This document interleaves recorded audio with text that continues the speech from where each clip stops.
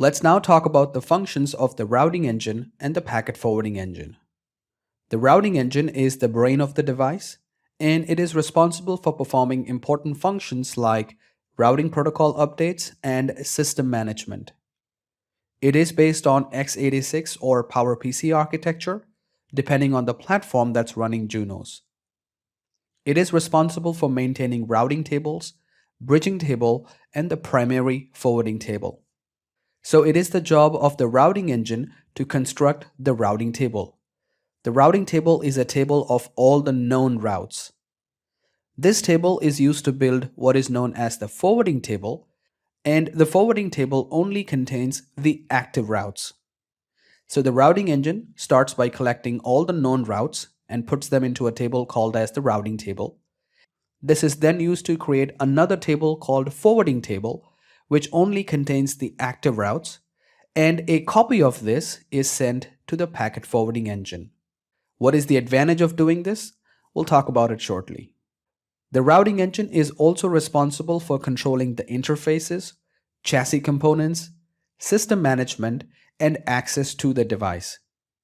This means it is the routing engine that's responsible for providing the command line interface and the JWeb graphical user interface. These are the two ways to connect to a Junos device. You can connect via the command line interface, or you can connect via the graphical user interface, which is known as the JWeb. And it is the responsibility of the routing engine to provide these interfaces. The routing table also creates and maintains one or more routing tables. This is used to create a forwarding table that contains the active routes. Let's now talk about the packet forwarding engine.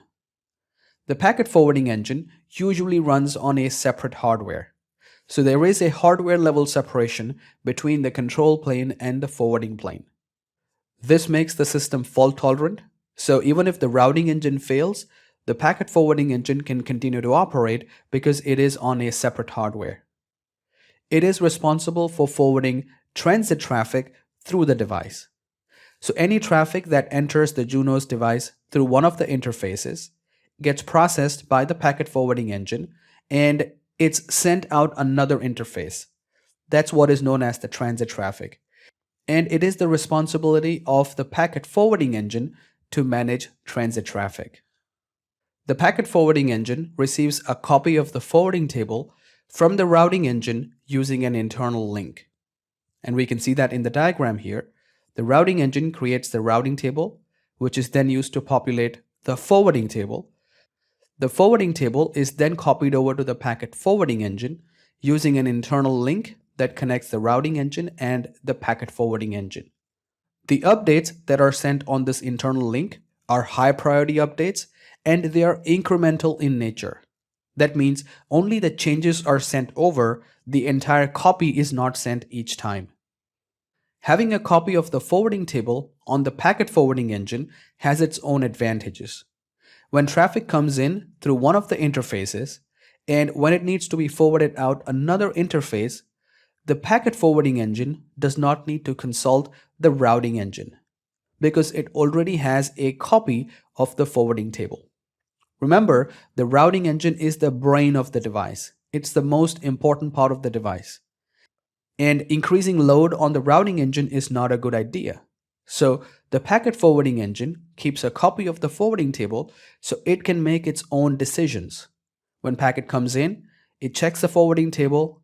If there's a route available, the packet is sent out without having to consult the routing engine. Also, having a separation like this, where the packet forwarding engine is running on a separate hardware, results in fault tolerance. Even if the routing engine becomes unavailable, the packet forwarding engine can continue to operate because it has its own copy of the forwarding table. Moving on, the packet forwarding engine usually runs on separate hardware. We spoke about this. And in some cases, it uses application-specific integrated circuits, also known as ASICs, for increased performance. If you're wondering what an ASIC is, it's just a specialized hardware used to improve performance. So on some Junos devices that need high performance, the packet forwarding engine may be hosted using specialized hardware known as ASICs. The packet forwarding engine is also responsible for implementing services such as rate limiting, stateless firewall filters, and class of service. I've opened up a document here which is called as the Junos OS Architecture Overview, and scrolling down on this document, we can see a beautiful picture that shows the differences between the routing engine and the packet forwarding engine. As you can see here, the routing engine is responsible for key functions like maintaining routing tables, controlling the routing protocol process, interface process, providing the user interface like the command line interface and the JWeb GUI, and also to create a copy of the forwarding table. The packet forwarding engine is usually hosted on a separate hardware. It has its own copy of the forwarding table and sometimes may also use ASICs for improved performance.